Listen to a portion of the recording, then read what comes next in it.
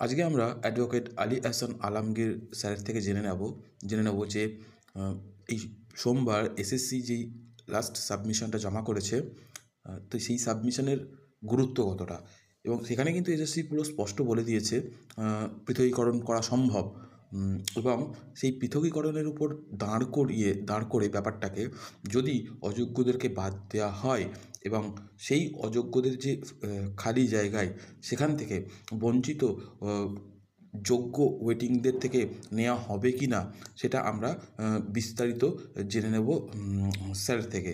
এবার ব্যাপারটা হচ্ছে যে এখান থেকে এসএসসি কিন্তু স্পষ্টতই জানিয়ে দিয়েছে যে তারা কোন কাউন্সিলিং কীভাবে কী বৃত্তান্ত, সাবমিশনটা পুরোটাই আমরা স্যারের থেকে জেনে নেব, এবং এই সাবমিশনের সুফল কতটা পাবে যোগ্য বঞ্চিত ওয়েটিংরা, সেটাও আমরা স্যারের থেকে আজ স্পষ্টভাবে জেনে নেব। দেখুন, স্কুল সার্ভিস কমিশন সুপ্রিম কোর্টে একটা মেনশন করেছিল এর আগে, যখন মামলার হিয়ারিং কনক্লুড হয়ে গেল তারপর একটা মেনশন করেছিল।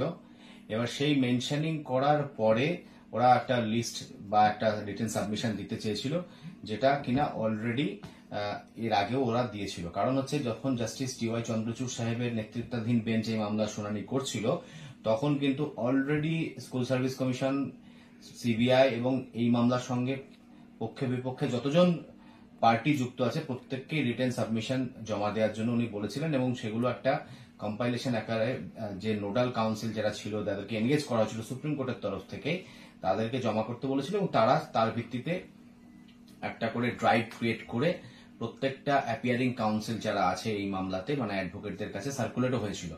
সুতরাং এই রিটেন সাবমিশনটা ওরা আগেও দিয়েছিল, কিন্তু এবার আলাদা কি, এবার আলাদা হচ্ছে এটাই যে ওরা চেয়েছে, ওরা যেটা রিটেন সাবমিশন যেটা স্কুল সার্ভিস কমিশন দিয়েছে, তাতে আমরা যেটা পাচ্ছি যে ওরা আর একটু ডিটেইলিং এর মাধ্যমে এখানে যেতে চেয়েছে, ডিটেইলিং এর মাধ্যমে দেখাতে চেয়েছে যে কতজন চাকরি প্রার্থী, কতজন চাকুরিজীবী এরকম আছে যারা হচ্ছে দুর্নীতির আশ্রয় নিয়ে চাকরিটা পেয়েছে। এবার এই লিস্ট এখানে বলে রাখা ভালো যে এখানে এসএসসি এটাও অভিযোগ করছে যে এরকম একটা লিস্ট আমরা হাইকোর্টের ডিভিশন বেঞ্চে যখন মামলা শুনানি হচ্ছিল তখনও দিয়েছিলাম, কিন্তু সেগুলোকে আমাদের কনসিডার করা হয়নি। তো এই লিস্টের মাধ্যমে ওরা দেখাচ্ছে বিভিন্ন ক্যাটাগরিতে, মানে মেইনলি দুটো ক্যাটাগরি, যেখানটাতে স্কুল সার্ভিস কমিশন বলছে এক ক্যাটাগরি চুরি যেটা ওরা নিজেরা ধরেছে, আর এক ক্যাটাগরি চুরি হচ্ছে যেটা সিবিআই বলছে এবং ওরা মেনে নিচ্ছে। এবার ওর পাশাপাশি সাবসিকুয়েন্ট প্যারাগ্রাফে ওরা এটাও বলছে যে এই যে হিসেবটা আমাদের দুটো ক্যাটাগরি, মানে স্কুল সার্ভিস কমিশনের নিজের ধরা চুরি এবং সিবিআই যে চুরিগুলোর কথা বলছে, এই দুটোকে মিলিয়ে একটা সংখ্যা ওরা পৌঁছচ্ছে, এবং ওরা বলতে চাইছে এটাই যে যেটা পঙ্কজ বনসালের কাছ থেকে যে ডেটা উদ্ধার হয়েছে, সেই ডেটার সঙ্গে আমাদের যেটা দেওয়া হিসাব, যেটা এই এফিডেভিটের মাধ্যমে ওরা জমা করছে, সেটাতেও কমন এসে যাচ্ছে, এবং এইটা পঙ্কজ বনসালের কাছ থেকে পাওয়া ডেটার সঙ্গে হিসাব মিলে যাচ্ছে, এবং এই সংখ্যাটা হচ্ছে 5,303 সম্ভবত 5,303, বা যাই হোক একটু কম বেশি হতে পারে সেটা। এবার আমরা যখন এই মামলা হচ্ছিল তখন বলেছিলাম আমরা বিভিন্ন সময় যে আমাদের স্ট্যান্ড হচ্ছে আমরা সেগ্রিগেশন চাইছি, এবং সেগ্রিগেটেড পোস্টে যে সমস্ত মানে ভ্যাকেন্সিগুলো ক্রিয়েট হচ্ছে, অবৈধ চাকরিজীবীগুলো বাদ পড়ার পরে যে ভ্যাকেন্সিটা ক্রিয়েট হচ্ছে, সেই পোস্টে আমরা আমাদের নিয়োগ চাইছি। আমরা হচ্ছি একই যোগ্যতা সম্পন্ন ক্যান্ডিডেট যেমনটা যারা চাকরি করছে তাদের মতো।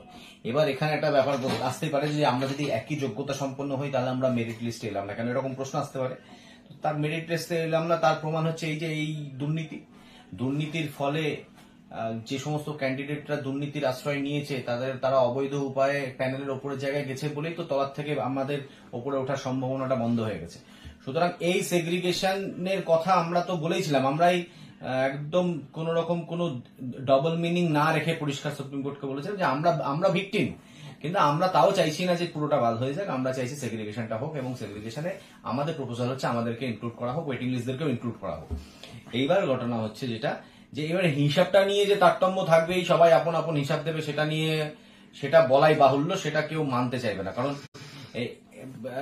যদি স্কুল সার্ভিস কমিশনকে বলা হয় সে তার মতো হিসাব দেবে, যদি রিট পিটিশনার রেসপন্ডেন্টদেরকে বলা হয় তারা তাদের মতো হিসাব দেবে। তো এই হিসাব নিয়ে একটা সময় আপনাকে ঐক্যমতে আসতেই হবে।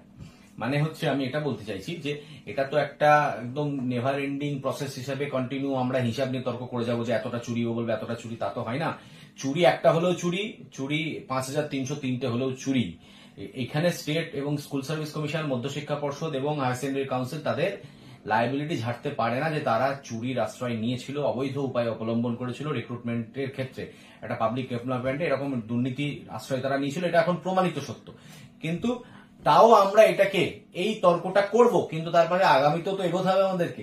এবং আমরা সব থেকে আগে যেটা আমরা বলেছিলাম যে আমরা চাইছি যারা দুর্নীতি মুক্তভাবে স্বচ্ছতার সঙ্গে পরীক্ষা দিয়ে চাকরিটা পেয়েছে, যাদের এগেনস্টে কোন রকম কোনো অভিযোগের আঙুল তোলা নেই, তারা যেন এই কারাপশনের ফলে তাদেরও চাকরি বাতিল হয়ে যেন অবিচারের শিকার না হন, এটা আমাদের বক্তব্য ছিল। যদিও এখনো সেই সুপ্রিম কোর্টে জাজমেন্ট আসা বাকি আছে, কিন্তু আজ যেটা স্কুল সার্ভিস কমিশন গতকালকে দিয়েছে সেটাতে আমরা তাকে ওয়েলকাম করছি। আমরা এটা বলতে চাইছি যে এত কিছু অনৈতিক এবং দুর্নীতির মধ্যেও অনেক স্কুল সার্ভিস কমিশনের পক্ষে এটা একটা পজিটিভ অ্যাপ্রোচ। এবার হিসাব নিয়ে তর্ক চলতেই পারে, সে তর্ক তো আপনি টিভি চ্যানেলে বসে করতে পারেন, আড্ডাখানায় বসে করতে পারেন, সবসময় করতে পারেন, কিন্তু ঘটনা হচ্ছে যে কোনো জায়গায় গিয়ে আপনাকে থামতে হবে। আপনি এই খালি তর্ক করে আপনার নিজের এবং আমার আমি যদি তর্কে বসি তা আপনার আমার নিজের যে মানসিক শান্তির বিকাশ হতে পারে তাতে, কিন্তু তাতে করে সমাধান সূত্রে তো পৌঁছানো যাবে না। একটা সমাধান সূত্র হচ্ছে এটাই যে দুর্নীতিগ্রস্ত গুলো বাদ যাক, যারা ঠিক করে ঠিকঠাকভাবে চাকরি পেয়েছে তাদেরকে তারা তাদের চাকরিটা যেন সুষ্ঠুভাবে করতে পারে, কোর্ট সেটা নিশ্চিত করুক। কিন্তু ওই ফাঁকা পোস্টগুলোতেও আমরা একদম একই অধিকারে আমরা আমাদের নিজেদের অ্যাকোমোডেশন চাইছি, কারণ হচ্ছে যে এতদিন ধরে আমরা বঞ্চিত ছিলাম এই দুর্নীতির কারণে। এইবার এই হিসাব নিয়ে যে গন্ডগোল হলেও আমি বলবো যদি সিবিআই দেওয়া রিপোর্টের সঙ্গে স্কুল সার্ভিস কমিশনের রিপোর্ট যদি মিলে যায়, স্কুল সার্ভিস কমিশন যদি সেটা অ্যাকসেপ্ট করে নেয় যে সিবিআই যেগুলোকে দুর্নীতিগ্রস্ত বলছে আমরা মেনে নিচ্ছি, তাহলে কার কি বলার থাকতে পারে? আমি একটা দুটো ইন্ডিভিজুয়াল উদাহরণ তুলে বলতেই পারি যে এরা চুরি করে চাকরি পেয়েছে, ওরা চুরি করে চাকরি পেয়েছে, কিন্তু ঘটনা হচ্ছে আমি কি সিবিআই রিপোর্টটা চ্যালেঞ্জ করেছি? বলেছি যে সিবিআই ঠিক করে তদন্ত করেনি, আরো বেশি দুর্নীতিগ্রস্ত হবে? তা তো করিনি। সুতরাং আমি কি বলছি তাতে কি যায় আসে? সুতরাং যেটা স্কুল সার্ভিস কমিশন করেছে, তারপরেও যদি চোর কিছু থেকে যায় তা থেকে যেতে হবে, কিছু করার তো নেই। কারণ হচ্ছে আপনি তার দোহাই দিয়ে আমি পুরো প্যানেলটাকে বাতিলের জন্য দাবি তুলবো, এটা তো দ্বিচারিতা হয়ে যাবে এক পক্ষের। কারণ আমি এখানে বিচার চাইতে গেছি, আমি কারোর জন্য অবিচার, আমার জন্য কেউ অবিচারের শিকার হোক এই কথা আমরা বলিও নি আর বলবো না, সেই জন্যই আমরা এটাকে স্বাগত জানাচ্ছি। এবার হিসাব নিয়ে আমরা কোনো তর্কের মধ্যে যেতে রাজি নই। সুপ্রিম কোর্ট যদি অ্যাকসেপ্ট করে নেয় যে হ্যাঁ সিবিআই দেওয়া তথ্যের সঙ্গে স্কুল সার্ভিস কমিশনের দেওয়া তথ্য আমরা মিল পাচ্ছি, অ্যাকসেপ্ট করে নিলে ওরা এর মধ্যে এরকম করার তো কোনো মানেই হয় না।